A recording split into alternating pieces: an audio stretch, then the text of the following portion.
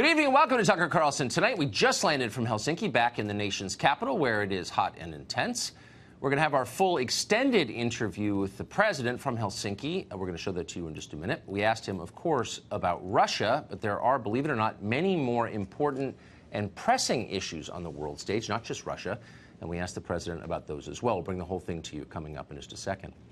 But first, tonight, with remarkable speed and intensity, the media, the foreign policy establishment, both political parties, have come together as one to attack the president for his meeting yesterday with the Russian president, Vladimir Putin.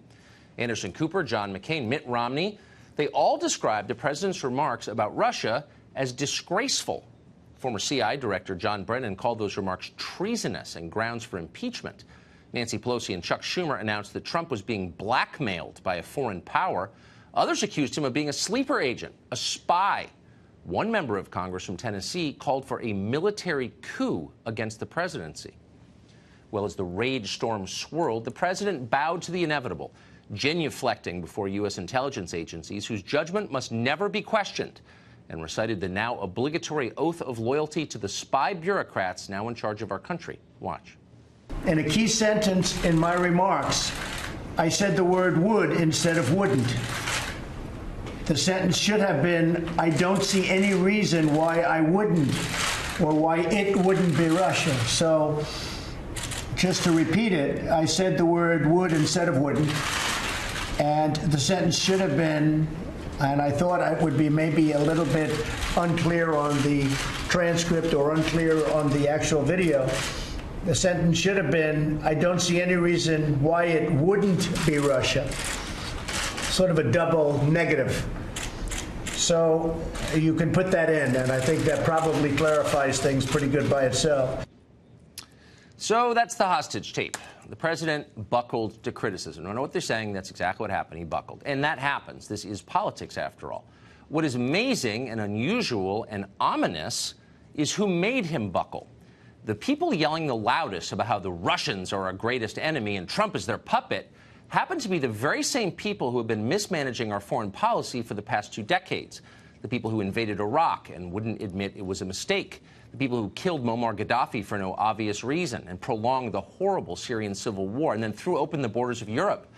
The ones still defending the pointless Afghan conflict and even now planning brand new disasters around the world in Lebanon, Iran, and yes, in Russia.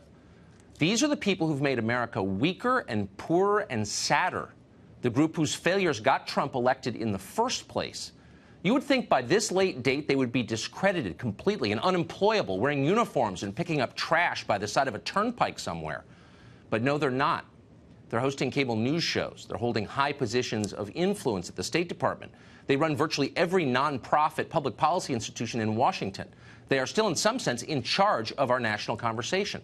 And naturally, they hate the idea of rethinking or correcting any of the countless blunders they have made over the years. And that's one of the main reasons they hate Trump, because he calls them on those blunders. Now, being Trump, he can't always explain precisely what he means to say.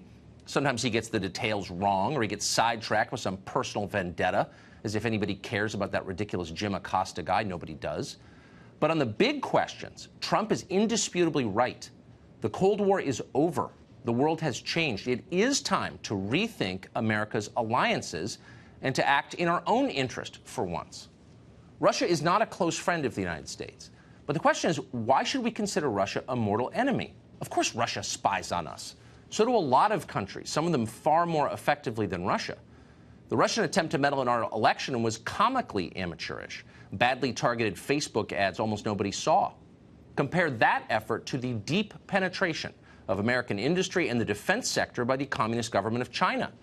Or compared to the remarkable sway that the Sunni Gulf states have over our political process. Or the fact that Latin American countries are changing election outcomes here by forcing demographic change on this country at a rate that American voters consistently say they don't want.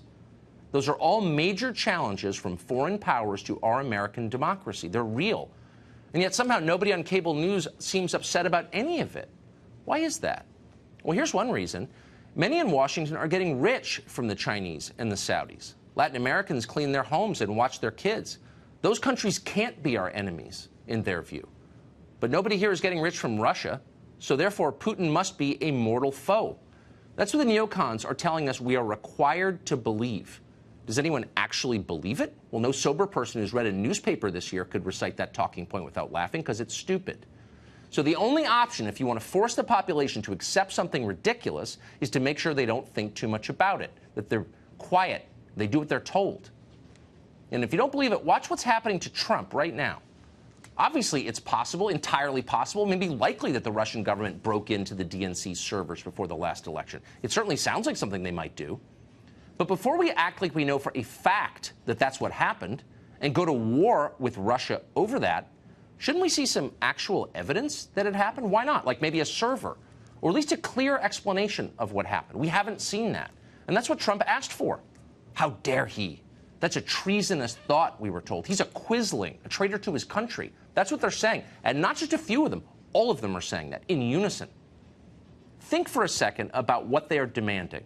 If you don't automatically accept the imprecise, nonspecific, never fully explained findings of shadowy intelligence agencies with long, documented track records of making serious mistakes, you've somehow betrayed your country.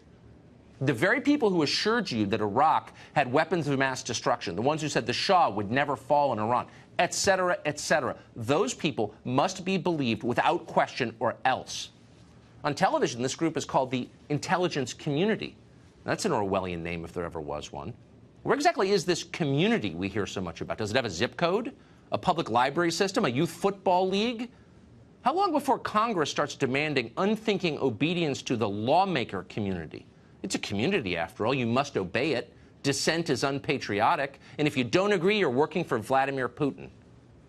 That's where we're heading, by the way, and fast. In some ways, this whole story is about Donald Trump and what he's said and what he does. But on a deeper level, it has nothing to do with Donald Trump. This is about democracy, whether or not voters rule their country. It turns out the very people telling you they are saving our democracy are working overtime to destroy it and scolding you as they do.